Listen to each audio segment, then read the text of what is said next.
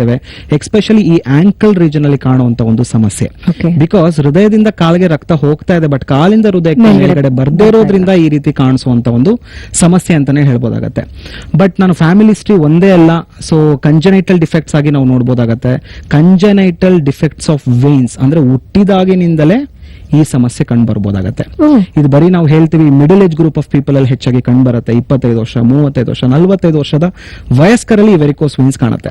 But ನನ್ನ practice ಅಲ್ಲಿ ಚಿಕ್ಕ ಮಕ್ಕಳಲ್ಲೂ ಒಂದು 10 ವರ್ಷ, 5 ವರ್ಷದಲ್ಲೂ ಕಾಣ್ತಾ ಬರೋ ಸಾಧ್ಯತೆಗಳಿರುತ್ತೆ. ಅಂತೋರ್ಲಿ ಕಾರಣಗಳ ಬಗ್ಗೆ ಹೇಳಬೇಕು ಅಂತ ಹೇಳಿದ್ರೆ ಕಂಜನೈಟಲ್ ಡಿಫೆಕ್ಟ್ಸ್ ಹುಟ್ಟಿದಾಗಿನಿಂದಲೇ ಅವರ ರಕ್ತನಾಳಗಳ ಶಕ್ತಿ ಕುಗ್ತಾ ಹೋಗಿರುತ್ತೆ.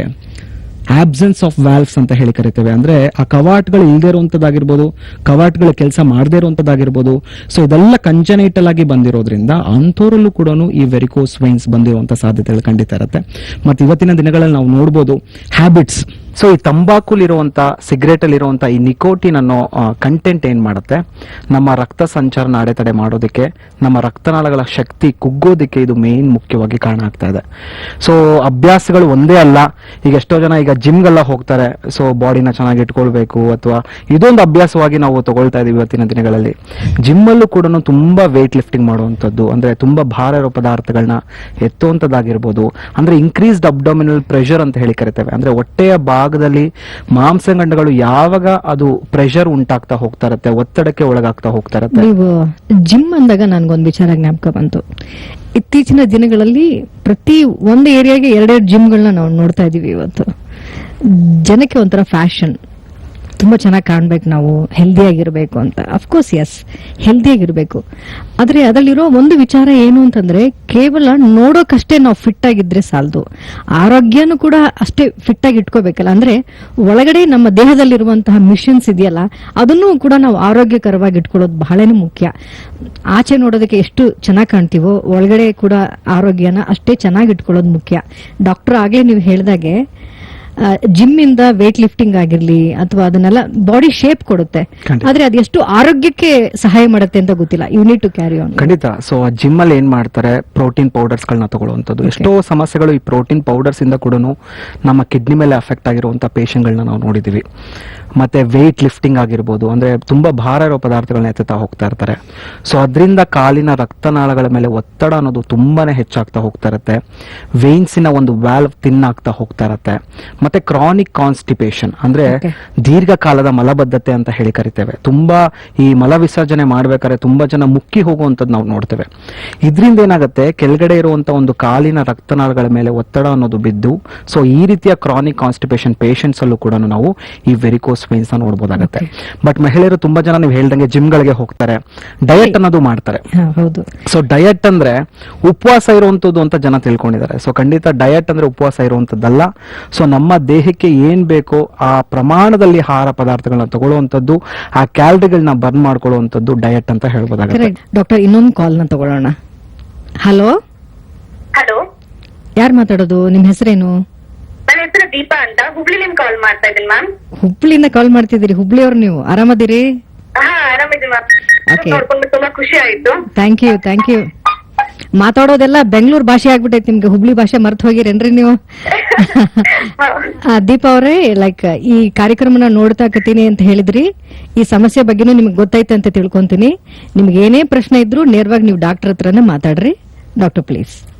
ಹಲೋ ಹಲೋ, ನಮಸ್ಕಾರ ಸರ್. ನಮಸ್ತೆ ಮೇಡಮ್, ಹೇಳಿ ಏನ್ ಸಮಸ್ಯೆಗೆ ಕರೆ ಮಾಡಿದ್ರಿ ಇವತ್ತಿನ ವಿಷಯ?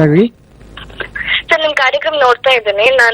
ನನ್ ಮುಂಚೆನೆ ಈ ತರ ಪ್ರಾಬ್ಲಮ್ ಆಗಿತ್ತು. ನಾನು ಪ್ರೆಗ್ನೆಂಟ್ ಇದ್ದಾಗ. ಓಕೆ. ಅವಾಗಿನ ಟ್ರೀಟ್ಮೆಂಟ್ ತಗೊಂಡಿಲ್ಲ, ಕಮ್ಮಿ ಆಗಿತ್ತು ನನಗ. ಬಟ್ ಇವಾಗ ನನಗೆ ಅದೇ ತರ ತುಂಬಾ ಕಾಲಲ್ಲಿ ನೋವು ಕಾಣಿಸ್ಕೊತಾ ಇದೆ ನನಗೆ. ಮತ್ತೆ ಜಾಸ್ತಿ ಹೊತ್ತು ನಿಂತ್ಕೊಂಡು ಕೆಲಸ ಮಾಡಕ್ ಆಗ್ತಾ ಇಲ್ಲ. ಓಕೆ. ಈಗ ಡೆಲಿವರಿ ಆಗಿ ಎಷ್ಟು ದಿನ ಆಯ್ತು ನಿಮ್ಗೆ? 4 ವರ್ಷ ಆಗಿದೆ ಸರ್. ಓಕೆ, 4 ವರ್ಷದ ಮುಂಚೆ ಈ ಸಮಸ್ಯೆ ಇತ್ತು? ಹೌದು. ಓಕೆ. ನಿಮ್ ತಾಯಿಗೆ ಏನಾದ್ರೂ ಗರ್ಭಾವಸ್ಥೆ ಸಮಯದಲ್ಲಿ ಈ ಸಮಸ್ಯೆ ಉಂಟಾಗುವಂತದ್ದು ಏನಾದ್ರೂ ಆ ತರದ ಸಮಸ್ಯೆಗಳಿತ್ತಾ? ಹಾ ಸರ್, ಇತ್ತು ಸರ್ ಮುಂಚೆ. ಓಕೆ. ಸೊ ಪ್ರೆಗ್ನೆನ್ಸಿಲಿ ನಾವು ಫಿಸಿಯೋಲಾಜಿಕಲಿ ನಾವು ನೋಡ್ತೇವೆ, ಬಿಕಾಸ್ ಗರ್ಭಕೋಶದಲ್ಲಿ ಮಗು ಬೆಳೀತಾ ಇರುತ್ತೆ. ಸೊ ಅದರ ವೇಟು ಕಾಲಿನ ರಕ್ತನಾಳಗಳ ಮೇಲೆ ಬೀಳ್ಬೋದು. ಸೊ ಆ ಸಮಯದಲ್ಲಿ ಬ್ಲಡ್ ವಾಲ್ಯೂಮ್ ಅನ್ನೋದು ಹೆಚ್ಚಿರುತ್ತೆ ದೇಹದಲ್ಲಿ, ಮತ್ತೆ ಫಿಸಿಕಲ್ ಆಕ್ಟಿವಿಟೀಸ್ ಕಡಿಮೆ ಇರೋದ್ರಿಂದ ಈ ರೀತಿಯ ಒಂದು ವೆರಿಕೋಸಿಟಿ ಬರುವಂತ ಸಾಧ್ಯತೆಗಳು ಖಂಡಿತ ಇರುತ್ತೆ. ಬಟ್ ಒಂದು 30% ಹೆಣ್ಮಕ್ಳಲ್ಲಿ ಏನಾಗುತ್ತೆ, ಆಫ್ಟರ್ ಡೆಲಿವರಿ ಇದು ತಾನಾಗೆ ಗ್ರಾಜುಯಲ್ ಆಗಿ ಇಂಪ್ರೂವ್ಮೆಂಟ್ ಆಗುತ್ತೆ. ಬಟ್ ನಿಮ್ಮ ಕೇಸಲ್ಲಿ ಅದು ಕ್ಯಾರಿ ಓವರ್ ಆಗಿದೆ. ಬಟ್ ಯಾವುದೇ ರೀತಿ ಆತಂಕ ಆಗ್ಲಿ ಭಯ ಆಗ್ಲಿ ಪಡುವಂತದ್ದು ಬೇಡ. ಸೊ ನಿಮ್ಮ ಮನೆಗೆ ಯಾವುದು ನಮ್ಮ ಹೋಮಿಯೋಪತಿ ಶಾಖೆ ಹತ್ತದ ಬ್ರಾಂಚ್ ಆಗುತ್ತೆ, ಬಂದು ಭೇಟಿಯಾಗಿ. ದೀಪಾ ಅವರೇ, ಕರೆ ಮಾಡಿದಕ್ಕೆ ತುಂಬಾ ಧನ್ಯವಾದಗಳು. ಹುಬ್ಳಿಯವರಿಂದ ಯಾರೇ ಕರೆ ಮಾಡ್ಲಿ ನನಗೆ ಬಹಳ ಖುಷಿ ಆಗ್ತೈತಿ. ಈ ಕಾರ್ಯಕ್ರಮಕ್ಕೆ ನೀವು ಕರೆ ಮಾಡಿ ಡಾಕ್ಟರ್ ಹತ್ರ ಎಲ್ಲಾ ಪ್ರಶ್ನೆಗಳು ಕೇಳಿ ಈ ಸಮಸ್ಯೆಗಳು ಬೇಗ ನಿಮಗೆ ವಾಸಿ ಆಗ್ಲಿ ಅಂತ ನಾನು ಕೂಡ ಆಶಿಸ್ತೇನ್ರಿ. ಧನ್ಯವಾದಗಳು ಕಾಲ್ ಮಾಡಿದಕ್ಕೆ. ನಮ್ಮ ಹೋಮಿಯೋಪತಿಯಿಂದ ಈ ವೀಕ್ಷಕರಿಗೆ ಒಂದು ವಿಚಾರ ತಿಳಿಸಿ. ಈ ಕಾಯಿಲೆಯಲ್ಲಿ ಎಷ್ಟು ಸ್ಟೇಜಸ್ಗಳಿರುತ್ತೆ ಅಂತ, ಎಷ್ಟು ಹಂತಗಳಿದಾವೆ ಅಂತ, ಯಾವ ಹಂತ ಇದು ಡೇಂಜರಸ್ ಅಂತ? ಸೊ ವೆರಿಕೋಸ್ ವೇನ್ಸ್ ಅಲ್ಲಿ ನಾವು 6 ಹಂತಗಳನ್ನ ನಾವು ನೋಡಬಹುದಾಗುತ್ತೆ. ದೇರ್ ಆರ್ 6 ಸ್ಟೇಜಸ್ ಅಂತಾನೆ ಹೇಳ್ಬೋದು. ಮೊದಲನೇ ಸ್ಟೇಜ್ ಅಲ್ಲಿ ನಾವು ಏನೇನ್ ಲಕ್ಷಣಗಳನ್ನ ನೋಡ್ತೇವೆ ಅಂತ ಹೇಳಿದ್ರೆ, ಈ ಸ್ಪೈಡರ್ ವೇನ್ಸ್ ಲಕ್ಷಣಗಳನ್ನ ನಾವು ನೋಡಬಹುದು. ನಾನು ಹೇಳಿದೆ ಜೇಡ ಹೇಗೆ ಕಟ್ಟುತ್ತೆ ಆ ರೀತಿ ನಮ್ಮ ಕಾಲಿನ ರಕ್ತನಾಳಗಳು, ಎಕ್ಸ್ಪೆಷಲಿ ಸೂಪರ್ಫಿಷಿಯಲ್ ವೇನ್ಸ್ ನಮ್ಮ ಕಾಲ್ ಮೇಲೆ ಕಾಣುತ್ತೆ. ಆ ಸ್ಟೇಜ್ ಅಲ್ಲಿ ಸ್ವಲ್ಪ ಜನಕ್ಕೆ ನೋವು ಇರ್ಬೋದು, ಸ್ವಲ್ಪ ಜನಕ್ಕೆ ನೋವು ಇಲ್ದೇರು ಕೂಡ ಇರ್ಬೋದಾಗತ್ತೆ. ಇದು ಮೊದಲನೇ ಹಂತದ ಒಂದು ವೆರಿಕೋಸ್ ವೇನ್ಸ್ ಅಂತ ಹೇಳಿ ಕರಿಬಹುದು. ಎರಡನೇ ಹಂತಕ್ಕೆ ಸ್ವಿಚ್ ಆನ್ ಆಯ್ತು ಅಂತ ಹೇಳಿದ್ರೆ, ಸೊ ಸೂಪರ್ಫಿಷಿಯಲ್ ವೇನ್ಸ್ ಅಫೆಕ್ಟ್ ಆಗಿರೋದು ನೆಕ್ಸ್ಟ್ ಡೀಪರ್ ವೇನ್ಸ್ ಗೆ ಅಫೆಕ್ಟ್ ಆಗ್ತಾ ಹೋಗ್ತಾ ಇರುತ್ತೆ. ಡೀಪರ್ ವೇನ್ಸ್ ನಮ್ಮ ಕಣ್ಣಿಗೆ ಕಾಣೋದಿಲ್ಲ, ಇದು ಮಾಂಸಖಂಡದ ಒಳಗಡೆ ಇರುವಂತ ಒಂದು ರಕ್ತನಾಳಗಳು. ಸೊ ಇದು ಯಾವಾಗ ಅಫೆಕ್ಟ್ ಆಗ್ತಾ ಹೋಗ್ತಾ ಇರುತ್ತೆ, ಅಲ್ಲಿನ ವ್ಯಾಲ್ವ್ಸ್ ಯಾವಾಗ ವೀಕ್ ಆಗ್ತಾ ಹೋಗ್ತಾ ಇರುತ್ತೆ, ಸೊ ಆಗ ರಕ್ತನಾಳಗಳು ತುಂಬಾ ಉಬ್ಬುವಿಕೆಗೆ ಕಾಣ್ಬರುವಂತದ್ದು, ಟ್ವಿಸ್ಟ್ ಆಗಿರುತ್ತೆ, ಜಿಗ್ಜಾಗ್ ಪ್ಯಾಟರ್ನ್ ಇರ್ತಾ ಹೋಗ್ತಾ ಇರುತ್ತೆ. ನಾವೀಗ ವಿಜುವಲ್ಸ್ ಅಲ್ಲಿ ನೋಡ್ಬೋದು ಯಾವ ರೀತಿ ಆ ರಕ್ತನಾಳಗಳು ತುಂಬಾನೇ ದಪ್ಪ ಆಗ್ತಾ ಹೋಗ್ತಾ ಇರುತ್ತೆ. ಸೊ ಪ್ಯಾಲ್ಪೇಟ್ ಮಾಡಾಗ ತುಂಬಾ ಸಾಫ್ಟ್ ಇರ್ತಾ ಹೋಗ್ತಾ ಇರುತ್ತೆ, ನೋಡೋದಕ್ಕೆ ಒಂದು ಭಯಂಕರವಾದ ಒಂದು ಫೀಲ್ ಆಗ್ತಾ ಹೋಗ್ತಾ ಇರುತ್ತೆ. ಸೊ ಇದು ಎರಡನೇ ಹಂತವಾದ ಒಂದು ಸ್ಟೇಜ್ ಅಂತಾನೆ ಹೇಳ್ಬೋದಾಗತ್ತೆ. ಮೂರನೇ ಹಂತದಲ್ಲಿ ಏನಾಗುತ್ತೆ, ಆ ರಕ್ತನಾಳಗಳ ಉಬ್ಬುವಿಕೆಗೆ ಜೊತೆಗೆ ಕಾಲು ಊತ ಬರಕ್ಕೆ ಸ್ಟಾರ್ಟ್ ಆಗುತ್ತೆ. ಈ ಲಕ್ಷಣದಲ್ಲಿ ಏನಾಗುತ್ತೆ, ಸೊ ಈಗ ರಕ್ತನಾಳಗಳ ಶಕ್ತಿ ಕಡಿಮೆ ಆಗ್ತಾ ಹೋಗ್ತಾ ಇದೆ, ಹೃದಯದಿಂದ ರಕ್ತ ಕಾಲ್ಗೆ ಹೋಗಿದೆ ಬಟ್ ಕಾಲಿಂದ ಹೃದಯಕ್ಕೆ ಬರ್ತಾ ಇಲ್ಲ. ಸೊ ಕಾಲಲ್ಲೇ ತುಂಬಾ ದಿವಸ ರಕ್ತನಾಳಗಳಲ್ಲಿ ರಕ್ತ ಉಳ್ಕೊಳ್ತಾ ಇದೆ. So that is a bad blood, ಅಂದ್ರೆ ಯಾವುದೇ ರೀತಿ ಅದು ಡಿಆಕ್ಸಿಜನೇಟೆಡ್ ಬ್ಲಡ್ ಅಂತ ಹೇಳ್ತೀವಿ, ಅಥವಾ ಅಶುದ್ಧ ರಕ್ತ ಅಂತ ಹೇಳಿ ಕರಿತೇವೆ. ತುಂಬಾ ದಿವಸ ನಮ್ಮ ಕಾಲಲ್ಲಿ ಅಶುದ್ಧ ರಕ್ತ ಉಳ್ಕೊಳ್ತು ಅಂದ್ರೆ ಈ ರೀತಿಯ ಕಾಲ್ ಊತ ಬರುವಂತದ್ದು, ಪಿಟ್ಟಿಂಗ್ ಎಡಿಮಾ ಅಂತ ಹೇಳ್ತೀವಿ, ಪಾದದಲ್ಲಿ ಊತ ಕಂಡು ಬರುವಂತದ್ದು, ಅಥವಾ ಇಡೀ ಈ ಮಂಡಿಯ ಕೆಳಗಡೆ ಭಾಗದಲ್ಲಿ ಊತ ಕಂಡು ಬರುವಂತದ್ದು, ರೆಡ್ನೆಸ್ ಕಾಣುವಂತದ್ದು, ಮುಟ್ಟದಾಗ ತುಂಬಾ ಹೀಟ್ ಇರುತ್ತೆ, ಟೆಂಪರೇಚರ್ ವೇರಿಯೇಷನ್ಸ್ ನಾವು ನೋಡ್ತಾ ಹೋಗ್ಬೋದಾಗತ್ತೆ. ಇದು ನಾವು 4ನೇ ಅಂತ ನಾವು ಹೇಳ್ಬೋದಾಗತ್ತೆ. ಸೊ ಈ 5ನೇ ಹಂತ 6ನೇ ಹಂತದಲ್ಲಿ ಏನಾಗುತ್ತೆ, ಸೊ ಈ ವೆರಿಕೋಸ್ ಅಲ್ಸರ್ ಈಗ ಯಾವಾಗ ಇದು ಕಾಲು ಊತ ಬರಕ್ಕೆ ಸ್ಟಾರ್ಟ್ ಆಗುತ್ತೆ, ನೆಕ್ಸ್ಟ್ ಕಾಲು ರಕ್ತನಾಳಗಳಲ್ಲಿ ಯಾವಾಗ ರಕ್ತ ಉಳ್ಕೊಳ್ಳುತ್ತೆ ಆ ಭಾಗದ ಚರ್ಮ ಕೂಡ ಕಪ್ಪಾಗಕ್ಕೆ ಸ್ಟಾರ್ಟ್ ಆಗುತ್ತೆ. ಸೊ ಮೆಡಿಕಲ್ ಇದನ್ನ ನಾವು ವೀನಸ್ ಎಕ್ಸಿಮಾ ಅಂತ ಹೇಳಿ ಕರಿತೇವೆ, ಅಥವಾ ಸ್ಟೇಸಿಸ್ ಡರ್ಮಟೈಟಿಸ್. ತುಂಬಾ ಜನರ ಕಾಲುಗಳನ್ನ ನಾವು ನೋಡಬಹುದು, ಕೆಳಗಡೆಯಿಂದ ಕಾಲ್ ಕಪ್ಪಾಗ್ತಾ ಹೋಗ್ತಾ ಇರುತ್ತೆ, ಪಾದದಿಂದ ಕಪ್ಪಾಗ್ತಾ ಹೋಗ್ತಾ ಇರುತ್ತೆ. ಯಾಕಂದ್ರೆ ಕೆಳಗಡೆ ಉಳ್ಕೊಳ್ತಾ ಇರುವಂತದ್ದು it is not A good blood, it is a bad blood ಅಂತ ಹೇಳ್ತೀವಿ, ಅಥವಾ ಡಿಆಕ್ಸಿನೇಟೆಡ್ ಬ್ಲಡ್ ಅಂತ ಹೇಳ್ತೀವಿ. ಸೊ ಇದರಿಂದ ಏನಾಗುತ್ತೆ, ಆ ಭಾಗದ ಚರ್ಮ ಕೂಡ ಕಪ್ಪಾಗುತ್ತೆ. ಸೊ ಮೆಡಿಕಲ್ ಇದೆ ನಾವು ಸ್ಟೇಸಿಸ್ ಡರ್ಮಟೈಟಿಸ್ ಅಂತ ಹೇಳಿ ಕರಿತೇವೆ. ತುಂಬಾ ಜನ ಇಲ್ಲಿ ಮಿಸ್ಲೀಡ್ ಆಗೋದುಂಟು, ಏನೋ ಒಂದು ಚರ್ಮದ ಸಮಸ್ಯೆ ಬಂದಿದೆ ಅಂತ ಹೇಳಿ ಚರ್ಮದ ಡಾಕ್ಟರ್ ಹತ್ರ ಹೋಗ್ತಾರೆ, ಅಥವಾ ಹೋಗದೇನೋ ಅವರಾಗೆ ಆಯಿಂಟ್ಮೆಂಟ್ ಗಳನ್ನ ಅಪ್ಲೈ ಮಾಡ್ಕೊಳ್ತಾರೆ, ಲೋಷನ್ ಗಳನ್ನ ಅಪ್ಲೈ ಮಾಡ್ಕೊಳ್ತಾರೆ. ಯಾಕಂದ್ರೆ ತುಂಬಾ ದಿವಸಗಳ ಕಾಲ ಈ ಎಕ್ಸಿಮಾ ಇತ್ತು ಅಂತ ಹೇಳಿದ್ರೆ ಕೆರೆತ ಉಂಟಾಗ್ಬಿಡುತ್ತೆ, ಇಚ್ಚಿಂಗ್ ಸ್ಟಾರ್ಟ್ ಆಗ್ತಾ ಹೋಗ್ಬಿಡುತ್ತೆ. ಸೊ ಈ ಹಂತದಲ್ಲೂ ಕೂಡ ಎಷ್ಟೋ ಜನಕ್ಕೆ ಚಿಕಿತ್ಸೆ ಪಡ್ಕೊಳ್ಳೋದಿಲ್ಲ.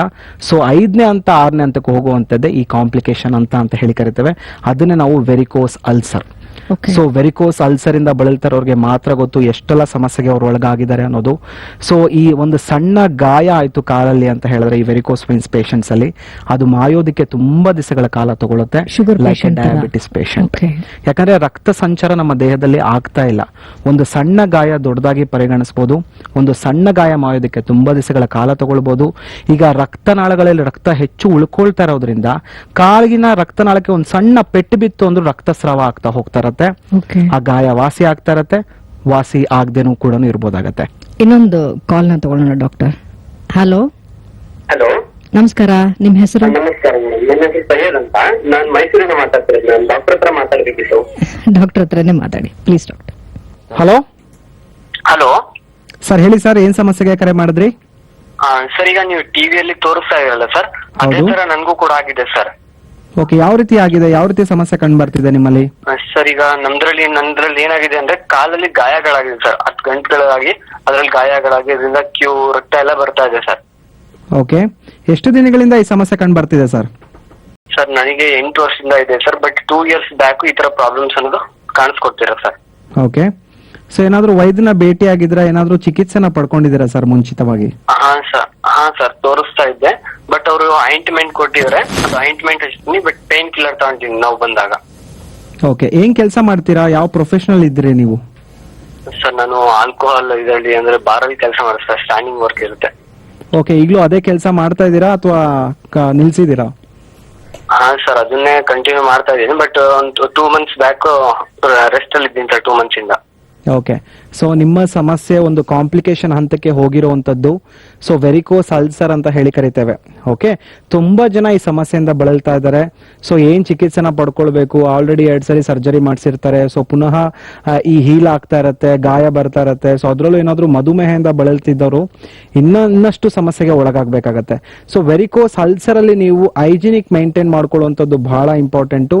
ಸೊ ಈ ಹೈಜಿನಿಕ್ ಮೈಂಟೈನ್ ಮಾಡ್ಕೊಳ್ಳೋ ಜೊತೆಗೆ ಮಾತ್ರೆಗಳ ಇಂಟರ್ನಲ್ ಮೆಡಿಕೇಶನ್ಸ್ ತಗೊಳ್ಬೇಕೆ ಹೊರತು ಯಾವುದೇ ರೀತಿ ಮುಲಾಮ್ ಹಚ್ಚುವಂತದ್ದಾಗಿರ್ಬೋದು ಅಥವಾ ನೋವಿನ ಮಾತ್ರೆ ತಗೊಳ್ಳುವಂತದ್ದಾಗಿರ್ಬೋದು. ಸೊ ನೀವು ನೋವಿನ ಮಾತ್ರೆ ತಗೊಂಡ್ರೆ ಅವತ್ತಿನ ದಿವಸ ಮಾತ್ರ ನಿಮ್ಗೆ ನೋವು ಕಡಿಮೆ ಆಗುತ್ತೆ, ಬಟ್ ಕಾಯಿಲೆಯ ತೀವ್ರತೆ ಕಡಿಮೆ ಆಗೋದಿಲ್ಲ. ಸೈಯದ್ ಅವರೇ, ಕರೆ ಮಾಡಿದ್ದಕ್ಕೆ ಧನ್ಯವಾದಗಳು.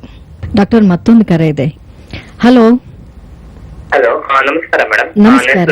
ಲಕ್ಷ್ಮೀಶ್ ಅಂತ ಹೇಳಿ. ಓಕೆ, ಬೆಂಗಳೂರಿಂದ ಕಾಲ್ ಮಾಡ್ತಾ ಇರೋದು. ಡಾಕ್ಟರ್ ಹತ್ರ ಮಾತಾಡ್ತಿದ್ದೀನಿ. ಖಂಡಿತವಾಗ್ಲು ನಿಮ್ ಜೊತೆ ಮಾತಾಡೋದಕ್ಕೆ ಅವರು ಕೂತಿದ್ದಾರೆ. ನಿಮ್ಮ ಸಮಸ್ಯೆಗಳು ಏನೇ ಇದ್ರು ಅವ್ರ ಜೊತೆ ನೀವು ಮಾತಾಡಿ. ಮಾತಾಡಿ. ಹಲೋ. ಹಲೋ, ನಮಸ್ತೆ ಲಕ್ಷ್ಮೀಶ್ ಅವರೇ. ನಮಸ್ಕಾರ ಸರ್. ಇದು ನಾನು ಬೆಂಗಳೂರಿಂದ ಕಾಲ್ ಮಾಡ್ತಾ ಇದ್ದೀನಿ. ಹೇಳಿ ಸರ್, ಏನ್ ಸಮಸ್ಯೆಯಿಂದ ಬಳಲ್ತಾ ಇದ್ದೀರಾ? ಸೊ ಕಾರ್ಯಕ್ರಮ ನೋಡ್ತಾ ಇದ್ದೀರಾ? ಹೌದು ಸರ್, ಟಿವಿಯಲ್ಲಿ ಕಾರ್ಯಕ್ರಮ ನೋಡ್ತಾ ಇದೀನಿ. ತಾವೇನ್ ತೋರಿಸ್ತಾ ಇದ್ರಲ್ವಾ, Okay. ಅದೇ ತರ ನನಗೂ 6 ವರ್ಷಗಳಿಂದ ಇದೇ ತರ ಪ್ರಾಬ್ಲಮ್ ಇದೆ ಸರ್. So, 6 ವರ್ಷದಿಂದ ಅನುಭವಿಸ್ತಾ ಇದ್ದೀರಾ? ನರಗಳು ಉಬ್ಬೋದು. ಹೌದು ಸರ್, ಕಾಲಲ್ಲಿ ನರಗಳು ಉಬ್ಬೋದು, ಓಕೆ, ತುಂಬಾ ಕಡಿತ ಆಗೋದು, ಈ ತರ ಒಂದು ಪ್ರಾಬ್ಲಮ್ಸ್ ಬರ್ತದೆ. 7 ವರ್ಷದಿಂದ ನಾನು ಆಪರೇಷನ್ ಕೂಡ ಮಾಡ್ತಿದ್ದೆ ಸರ್. ಓಕೆ, ಮತ್ತೆ ಇವಾಗ ಮತ್ತೆ ಕಾಣಿಸ್ಕೊಂತಾ ಇದೆ. ಓಕೆ, ಡಾಕ್ಟರ್ ಹೇಳಿದಾರಾ ಇದು ವೆರಿಕೋಸ್ ವೇನ್ಸ್ ಅಂತಾನೆ ಹೇಳಿದಾರಾ ನಿಮ್ಗೆ? ಹೌದು ಸರ್, ಡಾಕ್ಟರ್ಸ್ ಹೇಳಿದ್ರು, ಆಪರೇಷನ್ ಕೂಡ ಮಾಡಿದ್ರು. ಮತ್ತೆ Okay. ಅದು ಮತ್ತೆ ಮೊದಲಿನ ತರ ಕಾಣಿಸ್ಕೊಂತಾ ಇದೆ ನನಗೆ. ಈ ನಾನು ಇವಾಗ ಮತ್ತೆ 6 months ಇಂದ ಸ್ಟಾರ್ಟ್ ಆಗಿದೆ ಸರ್ ನನಗೆ. ಓಕೆ, ಸೊ ಏನ್ ಕೆಲಸ ಮಾಡ್ತೀರಾ? ಸರ್ ನಾನು ಆಫೀಸಲ್ಲಿ ವರ್ಕ್ ಮಾಡ್ತೀನಿ ಸರ್, ತುಂಬಾ ಸ್ಟ್ಯಾಂಡಿಂಗ್ ವರ್ಕ್ ಮಾಡ್ತೀನಿ. ಓಕೆ ಓಕೆ, ಸೊ ನಾವು ಕಾರ್ಯಕ್ರಮದಲ್ಲಿ ಮಾತಾಡ್ತಿದ್ವಿ ಸ್ಟ್ಯಾಂಡಿಂಗ್ ವರ್ಕು, ಸೆಟ್ಟಿಂಗ್ ವರ್ಕು. ದಿನದ ಜೀವನದಲ್ಲಿ ನಾವು ಕೂತ್ಕೊಂಡು ಕೆಲಸ ಮಾಡ್ಲೇಬೇಕಾಗತ್ತೆ, ನಿಂತ್ಕೊಂಡು ಕೆಲಸ ಮಾಡ್ಲೇಬೇಕಾಗತ್ತೆ. ನಾನು ನಿಮ್ಗೆ ಕೆಲಸ ಬಿಡಿ ಅಂತ ನಾನು ಹೇಳೋದಿಲ್ಲ, ಬಟ್ ಆದಷ್ಟು ನೀವು ಅರ್ಥ ಮಾಡ್ಕೊಳ್ಳಿ. ಈ ಸಮಸ್ಯೆಯಿಂದ ನೀವು ದೂರ ಬರಬೇಕು ಅಂದ್ರೆ ನಿಮ್ಮ ಕೆಲಸದಿಂದ ಸ್ವಲ್ಪ ದೂರ ಇರಬೇಕಾಗತ್ತೆ. ಸೊ ಆಲ್ರೆಡಿ ಒಂದು ಮಾತು ಹೇಳಿದ್ರಿ, ಸರ್ಜರಿ ಕೂಡ ಮಾಡಿಸಿದೀನಿ ಡಾಕ್ಟರ್ ಒಂದು 6 ತಿಂಗಳ ಹಿಂದೆ ಅಂತ ಹೇಳಿ. ಸೊ ತಿರ್ಗಾ ಪುನಃ ನಿಮ್ಗೆ ರಿಲ್ಯಾಪ್ಸ್ ಆಗೋದಕ್ಕೆ ನಿಮ್ಮ ಆಕ್ಯುಪೇಷನ್ ಮೇನ್ ಕಾರಣ ಅಂತಾನೆ ಹೇಳ್ಬೋದಾಗತ್ತೆ. ಸೊ ಆದಷ್ಟು ನೀವು ಸರ್ಜರಿಗೆ ಮೊರೆ ಹೋಗೋ ಬದಲು ಕರೆಕ್ಟ್ ಆಗಿ ಒಂದು ಹೋಮಿಯೋಪತಿಕ್ ಚಿಕಿತ್ಸೆನ ಪಡ್ಕೊಳ್ಳಿ. ಬಿಕಾಸ್ ಸರ್ಜರಿಲಿ ಏನಾಗುತ್ತೆ, ವೇನ್ ಸ್ಟ್ರಿಪ್ಪಿಂಗ್ ಅಂತ ಮಾಡ್ತಾರೆ. ಯಾವ ರಕ್ತನಾಳ ನಿಮ್ಗೆ ಊತ ಆಗಿದೆ ಅಥವಾ ದಪ್ಪ ಆಗಿದೆ, ರಕ್ತನಾಳನ ತೆಗೆದು ಬಿಡ್ತಾರೆ. ಈ ರಕ್ತನಾಳ ತೆಗೆಯೋದ್ರಿಂದ ನಿಮ್ಮ ಕಾಲಿನ ಶಕ್ತಿ ಇನ್ನಷ್ಟು ಕುಗ್ಗುತ್ತೆ ಹೊರತು ಸ್ಟ್ರೆಂತ್ ಬರೋದಿಲ್ಲ. ಸೊ ಹೋಮಿಯೋಪತಿಕಲ್ಲಿ ಖಂಡಿತ ಯಾವುದೇ ರೀತಿ ಅಡ್ಡ ಪರಿಣಾಮಗಳಿಲ್ಲ. ಸೊ ಇಲ್ಲಿ ಯಾವುದೇ ರೀತಿ ಸ್ಟೆರಾಯ್ಡ್ಸ್ ಕೊಡುವಂತದ್ದು, ಕೆಮಿಕಲ್ಸ್ ಕೊಡುವಂತ ಕೆಲಸಗಳು ಖಂಡಿತ ಮಾಡೋದಿಲ್ಲ. ಸೊ ನಿಮ್ಗೆ ಯಾವ್ದು ಅಡ್ಜಸ್ಟ್ ಆಗುತ್ತೆ, ನಿಮ್ಮ ವ್ಯಕ್ತಿತ್ವಕ್ಕೆ ತಕ್ಕಂತೆ ನಾವು ಔಷಧಿಗಳನ್ನ ಕೊಡ್ತೀವಿ. ಸೊ ಯಾವುದೇ ರೀತಿ ಭಯ ಆಗ್ಲಿ ಆತಂಕ ಆಗ್ಲಿ ಪಡುವಂತದ್ದು ಬೇಡ. ಆದಷ್ಟು ಬೇಗ ನೀವು ಹೋಮಿಯೋಪತಿಕ್ ಮಾತ್ರೆಗಳನ್ನ ಸೇವನೆ ಮಾಡಬಹುದಾಗತ್ತೆ ಸರ್. ಖಂಡಿತವಾದ ಸರ್, ತುಂಬಾ ಹೆಲ್ಪ್ ಆಯ್ತು. ಲಕ್ಷ್ಮೀಶ್ ಅವರೇ, ಕರೆ ಮಾಡಿದಕ್ಕೆ ಧನ್ಯವಾದಗಳು. ಇನ್ನೊಂದು ಪ್ರಶ್ನೆ ನಿಮಗೆ. ಸಾಮಾನ್ಯವಾಗಿ ನೀವು ಹೇಳಿದಾಗೆ ಫಸ್ಟ್ ಸ್ಟೇಜ್ ನಲ್ಲಿ ಒಂದು ವೆಬ್ ತರ, ಒಂದು ಸ್ಪೈಡರ್ ವೆಬ್ ತರ ನಮಗೆ ಕಾಣಿಸ್ಕೊಳ್ಳುತ್ತೆ. ಅದರಲ್ಲಿ ಕೆಲವರಿಗೆ ನೋವಿರುತ್ತೆ, ಕೆಲವರಿಗೆ ನೋವಿರಲ್ಲ ಅಂತ. ಈ ಡೀಪರ್ ವೇನ್ಸ್ ಅಲ್ಲಿ ಕೂಡ ಇದ್ರ ಸಮಸ್ಯೆಗಳು ಹರಡುತ್ತೆ ಅಂತ ಹೇಳಿದ್ರಿ. ಅದನ್ನ ಕಂಡು ಹಿಡಿಯೋದು ಹೇಗೆ? ಖಂಡಿತ ಇದನ್ನ ನಾವು ಇನ್ವೆಸ್ಟಿಗೇಷನ್ ಹೇಗೆ ಪರೀಕ್ಷೆ ಮಾಡುವಂತದ್ದು ಒಂದು ಪ್ರಶ್ನೆ. ಬಿಕಾಸ್ ನಾನು ಹೇಳಿದೆ ವೆರಿಕೋಸ್ ವೇನ್ಸ್ ಅಲ್ಲಿ ಆಸ್ ಎ ವೈದ್ಯರಾಗಿ ನಮ್ಮ ಎಕ್ಸ್ಪೀರಿಯನ್ಸ್ ಅಲ್ಲಿ ಕಾಲುಗಳನ್ನ ನೋಡ್ತಾನೆ ಗೊತ್ತಾಗ್ಬಿಡುತ್ತೆ ಆನ್ ಎಕ್ಸಾಮಿನೇಷನ್ ಅಂತ ಹೇಳಿದ್ರಿ. ಈಗ ಕಾಲಲ್ಲಿ ನೀವು ಹೇಳ್ದಂಗೆ ರಕ್ತ ಹೆಬ್ಗಟ್ಟಿರುವಂತದ್ದಾಗಿರ್ಬೋದು, ಅಥವಾ ಸೂಪರ್ಫಿಷಿಯಲ್ ವೆರಿಕೋಸಿಟಿ ಆಗಿರ್ಬೋದು, ಅಥವಾ ಜೇಡ ಹೇಗೆ ಕಟ್ಟಿರುವಂತದ್ದು ನೋಡ್ಬೋದಾಗತ್ತೆ.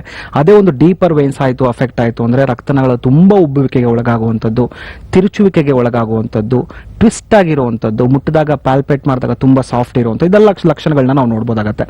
ಬಟ್ ಮೆಡಿಕಲಿ ಇದು ಯಾವುದೇ ರೀತಿ ಸಮಸ್ಯೆಗಳು ನಮಗೆ ಕಣ್ಣಿಗೆ ಕಾಣ್ತಾ ಇಲ್ಲ ಅಂತ ಹೇಳಿದ್ರೆ we will go for an investigation. ಅಂದ್ರೆ ಒಂದು ಸ್ಕ್ಯಾನಿಂಗ್ ರಿಪೋರ್ಟ್ ನ ಮಾಡ್ತೀವಿ. ಅದನ್ನ ನಾವು ಮೆಡಿಕಲಿ ಡೂಪ್ಲೆಕ್ಸ್ ಡಾಪ್ಲರ್ ಅಲ್ಟ್ರಾಸೋನೋಗ್ರಫಿ ಅಂತ ಹೇಳ್ತೀವಿ.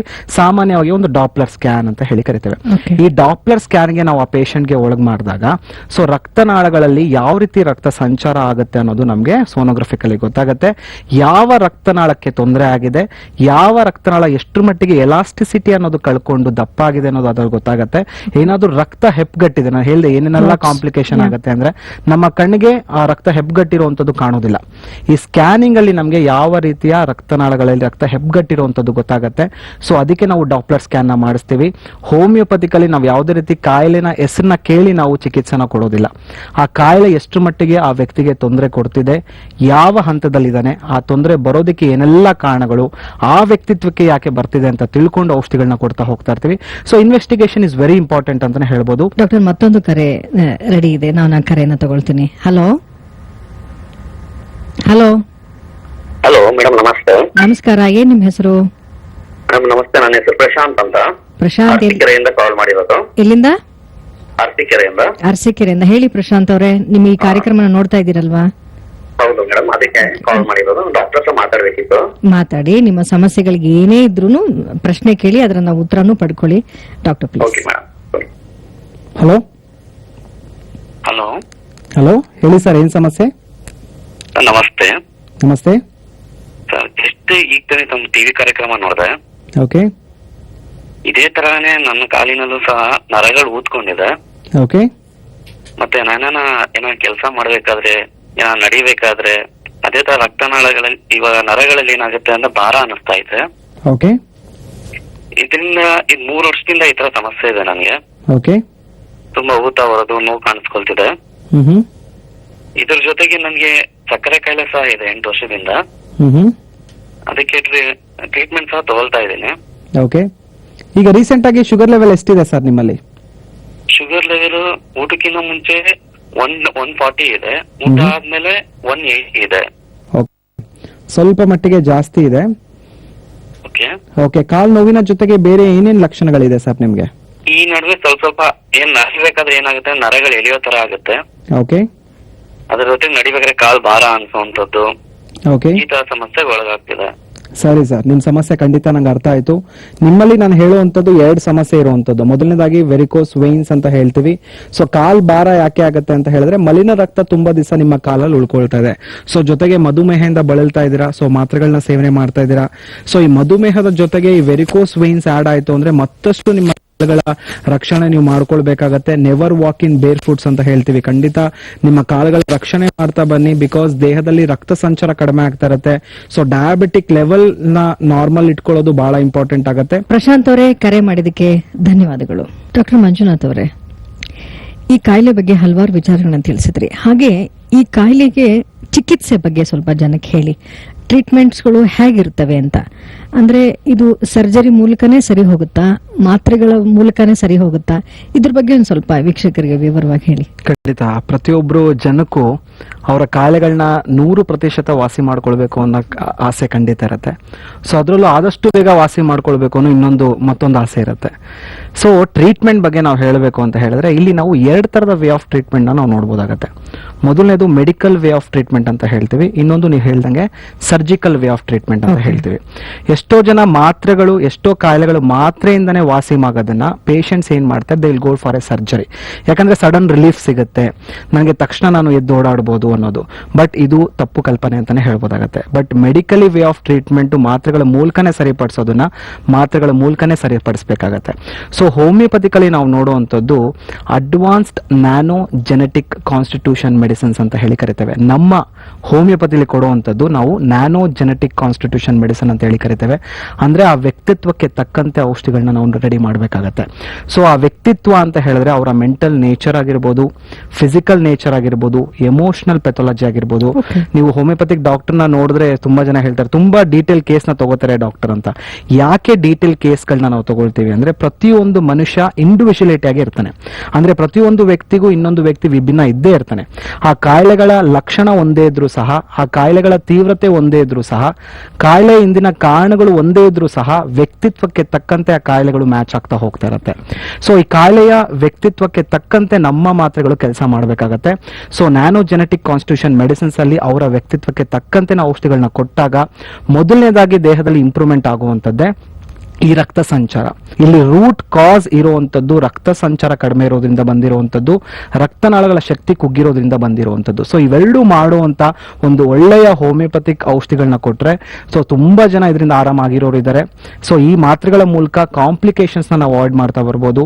ಅಲ್ಸರ್ ಸ್ಟೇಜಸ್ ಅಲ್ಲಿ ಬರ್ಬೋದು, ಈ ಸೂಪರ್ಫಿಷಿಯಲ್ ವೆರಿಕೋಸಿಟಿ ಸ್ಟೇಜ್ ಅಲ್ಲಿ ಬರ್ಬೋದು, ನೋವು ಇಲ್ದಿರುವಂತ ಸ್ಟೇಜಸ್ ಅಲ್ಲಿ ಹಂತದಲ್ಲಿ ಪೇಷಂಟ್ ಬರ್ಬೋದು. ಯಾವ ಹಂತದಲ್ಲಿ ಬಂದಿದ್ದಾನೆ ಆ ಪೇಷಂಟ್ ಅಂತ ತಿಳ್ಕೊಂಡಿರತಕ್ಕಂತೆ ನಾವು ಚಿಕಿತ್ಸೆನ ಕೊಡ್ತೇವೆ. ಬರೀ ಚಿಕಿತ್ಸೆ ಒಂದೇ ಅಲ್ಲ, ಇದೊಂದು ಲೈಫ್ ಸ್ಟೈಲ್ ಕಂಡೀಷನ್ ಇರೋದ್ರಿಂದ ಆ ಚಿಕಿತ್ಸೆಯ ಜೊತೆಗೆ ಮನೆಯಲ್ಲಿ ಮ್ಯಾನೇಜ್ಮೆಂಟ್ ಮಾಡ್ಕೊಳ್ಳುವಂಥದ್ದು ಬಹಳ ಬಹಳ ಇಂಪಾರ್ಟೆಂಟ್ ಆಗುತ್ತೆ. ಬಿಕಾಸ್ ಚಿಕಿತ್ಸೆಯ ಜೊತೆಗೆ ನಾವು ಹೇಳ್ತೀವಿ ಯಾವ ಕಾರಣದಿಂದ ಈ ಸಮಸ್ಯೆ ಬಂತು ಆ ಕಾರಣನ ಅವಾಯ್ಡ್ ಮಾಡುವಂಥದ್ದು best management. So avoid prolonged standing for long time ಅಥವಾ avoid prolong sitting for long time. ತುಂಬಾ ಹೊತ್ತು ಒಂದೇ ಜಾಗದಲ್ಲಿ ನಿಂತ್ಕೊಳ್ಳೋದನ್ನ ನಾವು ಅವಾಯ್ಡ್ ಮಾಡ್ತಾ ಬರಬೇಕಾಗತ್ತೆ. ತುಂಬಾ ಹೊತ್ತು ಒಂದೇ ಜಾಗದಲ್ಲಿ ಕೂತ್ಕೊಳ್ಳೋದನ್ನ ಅವಾಯ್ಡ್ ಮಾಡಬೇಕಾಗತ್ತೆ. ಅಟ್ಲೀಸ್ಟ್ ಒಂದು ಅರ್ಧ ಗಂಟೆಗಳ ಕಾಲ ನಿಂತ್ಕೊಂಡು ಕೆಲಸ ಮಾಡ್ತೀರಾ, ಒಂದು 5 ನಿಮಿಷ ಓಡಾಡುವಂತ ಅಟ್ಲೀಸ್ಟ್ ಒಂದು ವಾಕಿಂಗ್ ಅಥವಾ ಒಂದು ಸ್ವಲ್ಪ ಬ್ರಿಸ್ಕ್ ಮಾಡುವಂತದ್ದು ಮಾಡಲೇಬೇಕಾಗತ್ತೆ.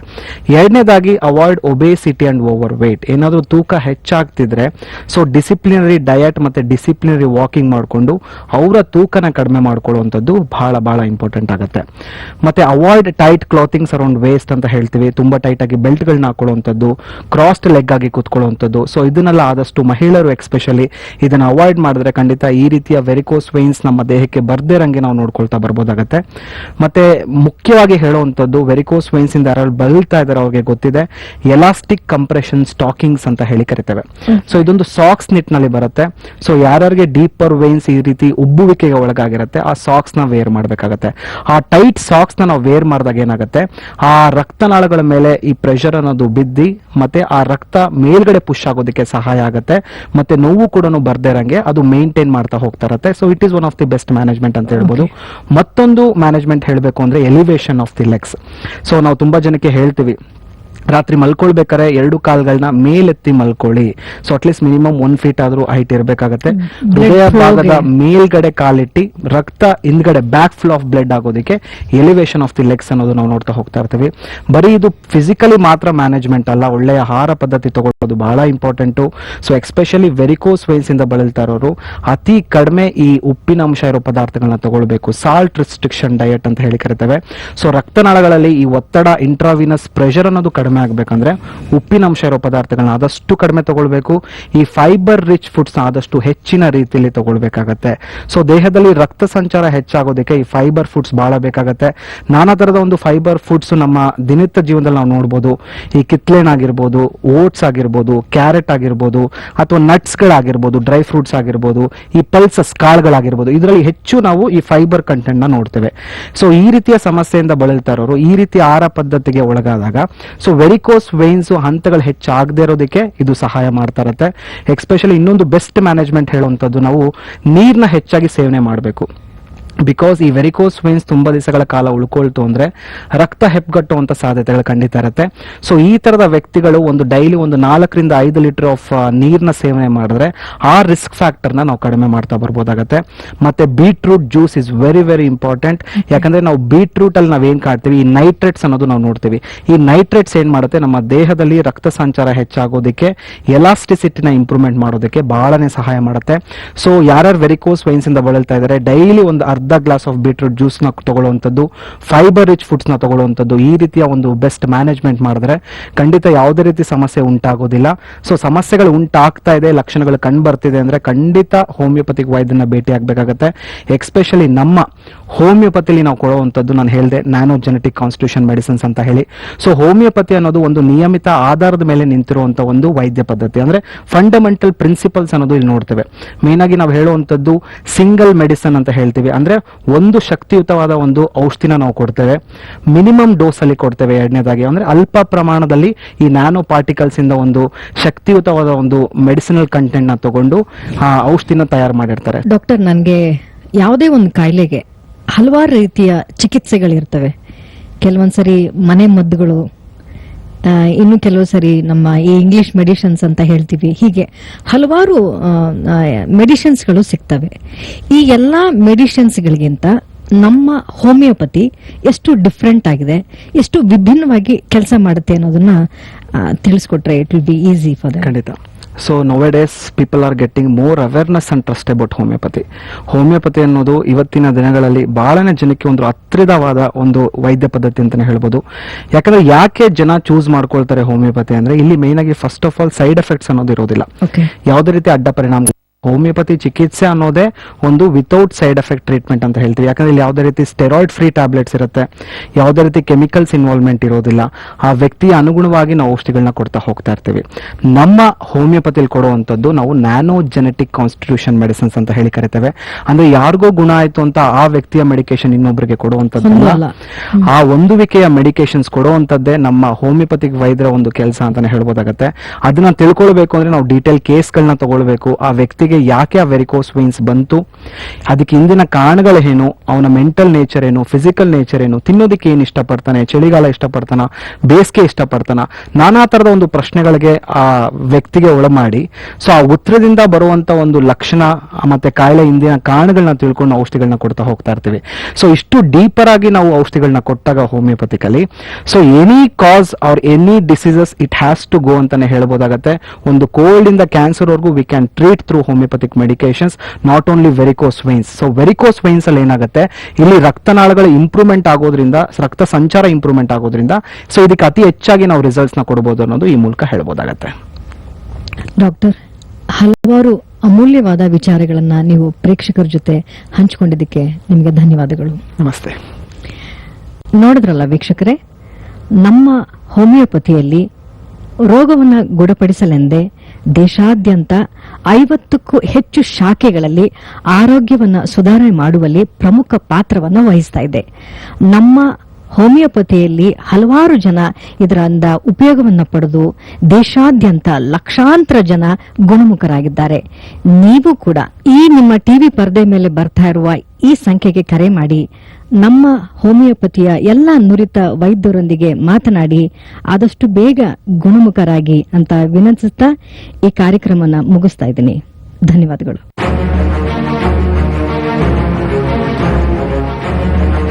ಸಮಸ್ತ ಕನ್ನಡ ನಾಡಿನ ವೀಕ್ಷಕರಿಗೆ ನಿಮ್ಮ ಶ್ರುತಿ ಮಾಡುವ ನಮಸ್ಕಾರಗಳು.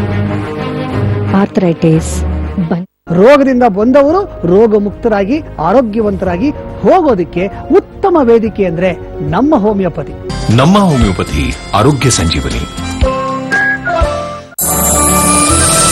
ಜಾತಕ ಅಭಿಯಾನ ಮಹಾಸಂಕಲ್ಪ ನಮ್ಮ ಧಾರ್ಮಿಕ ಸಂಸ್ಥೆಯ ಅಡಿಯಲ್ಲಿ